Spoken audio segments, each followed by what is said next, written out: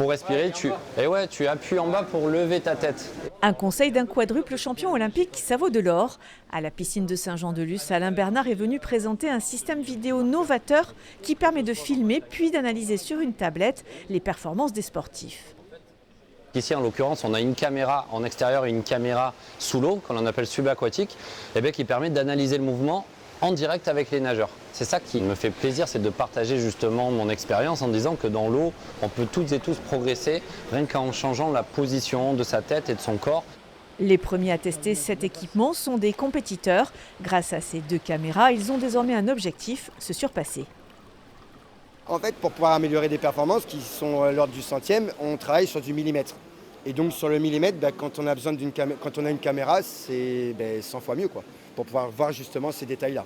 Là, la caméra elle permet de faire une pause sur image, c'est-à-dire qu'elle va filmer en live tout l'entraînement. Et l'entraîneur, par derrière ou pendant la séance, va pouvoir mettre un marqueur sur ce qu'il a envie de revoir. Pour Alain Bernard, cette installation immersive permet aux nageurs de progresser rapidement. Du coup, juste pour l'échauffement, 200 mètres.